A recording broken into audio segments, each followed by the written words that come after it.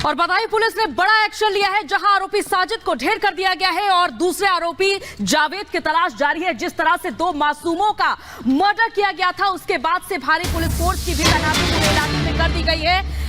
जिस तरह double murder का ये मामला सामने आया, उसके बाद पुलिस का ये ताबड़तोड़ एक्शन जारी है और इस मामले में एक आरोपी साजिद जिसका नाम था उसे ढेर कर दिया गया है और दूसरा आरोपी जावेद जिसकी तलाश में पुलिस की टीमें अलग अलग जगह पर छापेमारी कर रही है। तो वहीं इलाके में जहां तोड़फोड़ हुई थी, आगजनी हुई थी, वहां पर भारी पुलिस फोर्स की तैनाती कर दी गई है। मासूमों की उस तरह से हत्या कर दी गई थी घर में घुसकर।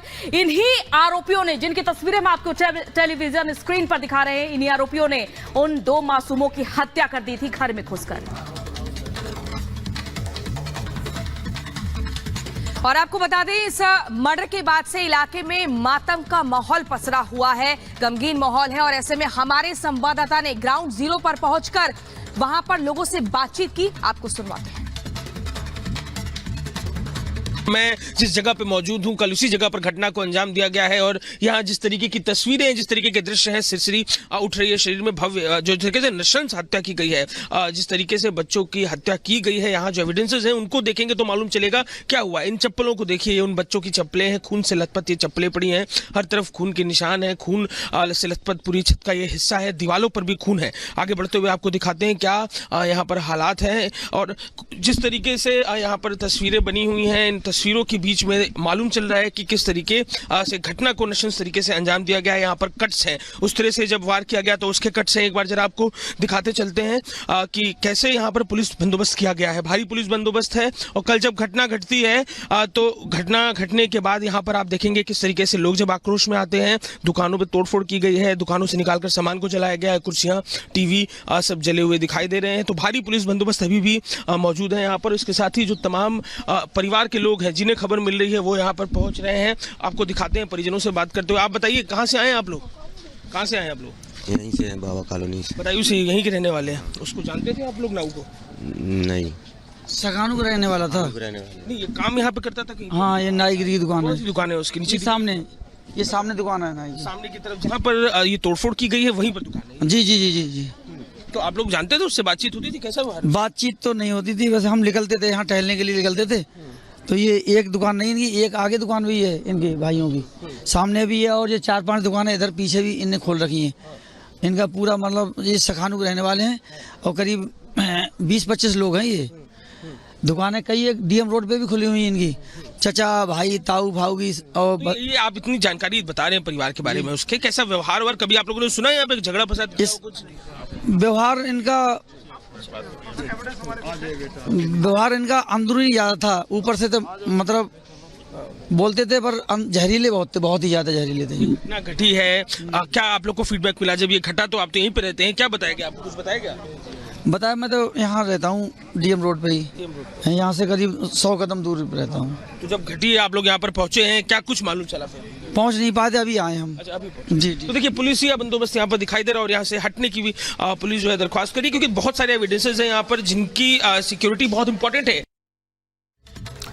तो अजय दुबे की रिपोर्ट आपने देखी ग्राउंड जीरो से और सीधे अजय का ही यहाँ पर रुक कर लेते हैं। अजय, आपकी रिपोर्ट हमने देखी, लेकिन सवाल अभी भी बरकरार है, आखिर हत्याकांड के पीछे की वजह क्या है और एक आरोपी जो फरार है, आखिर कब तक उसकी गिरफ्तारी होगी? बिल्कुल, हत्याकांड के पीछे की वजह, ये केवल हत्याकांड नहीं है, नृशंस हत्याकांड, जिस तरीके से मासूम बच्चों को काटा गया है, उसके पीछे की वजह क्या है उसको लेकर पुलिस तफ्तीश कर रही है। 2 पहलू जो अब तक निकल के सामने आ रहे हैं, कुछ आर्थिक लेन देन से जुड़ा हुआ पारिवारिक आर्थिक लेन देन, कुछ उसको लेकर विवाद रहा हो, और इसके अलावा एक दूसरा पहलू, मैं इस समय मौजूद हूं जो दुकान थी, उस सैलून की जो दुकान थी, उस नाऊ की जो दुकान थी, वहां पर अभी आपको बिल्कुल साफ सुथरी तस्वीरें दिखाई देंगी। अंदर बिल्कुल साफ कर दिया गया है कमरे को, लेकिन अब से कुछ देर पहले यहां पर टूटे कांच, टूटा सामान बिखरा था। इसी सैलून में वो काम करता था और जब घटना को अंजाम देकर भागता है तो बदायूं के लोग आक्रोश के, जिस तरीके से घटना को अंजाम दिया, उस घटना से आक्रोश पर यहां पहुंचते हैं और जो सामान रखा था उसे आग के हवाले कर देते हैं, दुकान में तोड़फोड़ करते हैं। ये वो दुकान है और सामने देखिए वो घर है, इसी घर में वो बच्चे, मासूम बच्चे रहते थे।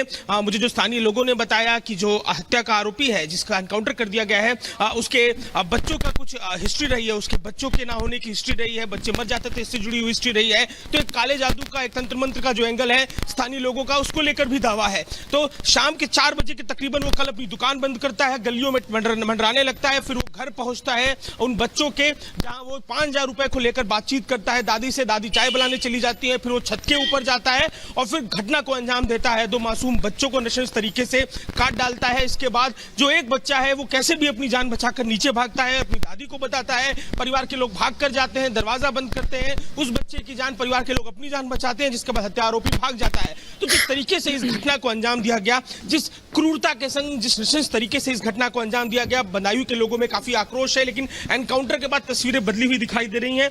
कल के दिन इसी सड़क पर देखिए, अभी भी यहाँ पर जो सामान को आग लगाया गया था, आग लगाए जाने के बाद सड़क पर जला हुआ जो अंश है वो अभी भी है, जो हिस्सा है अभी भी दिखाई दे रहा है। लेकिन लोग जिस बात को लेकर आक्रोश में कल दिखाई दे रहे, बिल्कुल आक्रोश लोगों में साफ देखा जा रहा है। और जो निशान आप दिखा रहे हैं, ये बानगी है कि किस तरीके से इस नृशंस हत्याकांड को अंजाम दिया जाता है और 2 बच्चों को बेरहमी के साथ मौत के घाट उतार दिया जाता है। जो हम लौटेंगे आपके पास।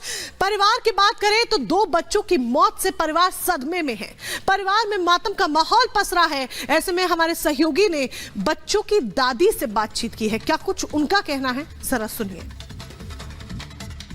देखिए, पुलिस की तरफ से इस बारे में अभी कोई जानकारी नहीं दी गई है कि क्या कुछ कारण है। कारण ये कि अभी कल रात में ही घटना घटी है, ये 7:30 बजे ये हुआ, उसके बाद एनकाउंटर भी हो गया, तो काफी कुछ जानकारी पुलिस की तरफ से दी नहीं गई है। मैं नीचे की तरफ चल रहा हूँ और आपको परिजनों से कोशिश करूंगा बात करने की। देखिए, ये बताया जा रहा है बच्चों की जो माँ है, उनका यहाँ पर बच्चों की माँ का जो सैलून है उसके विषय में है। अब नीचे की तरफ चलते हैं, परिजनों से बात करने की कोशिश करते हैं फिर एक बार कि क्या कुछ वो कारण है जिनके चलते ये घटनाक्रम घटा। जो सुन रहा है रिश्तेदार, अड़ोस पड़ोस का आदमी, वो घर पहुंच रहा है और घर के अंदर जो नीचे स्थिति है, कोहराम मचा हुआ है। परिजन जो है यहाँ पर बेसुध दिखाई दे रहे हैं। घटना जिस तरीके से अंजाम दी गई है, हत्या और हत्या के बाद यहाँ पर जिस तरीके से हत्या की गई है, वो बेहद गम जदा करने वाली। अंदर की तरफ चल के आपको दिखाते हैं। यहाँ पर तमाम परिवार की महिलाएं मौजूद हैं, बच्चों की दादी भी मौजूद हैं, जिनकी बयान से चीजें स्पष्ट होती। पहले देखिए, एक बार तस्वीरों में आपको दिखाते हैं, बच्चों की मां मौजूद है यहाँ पर, अंदर की तरफ बेसुध दिखाई दे रही हैं।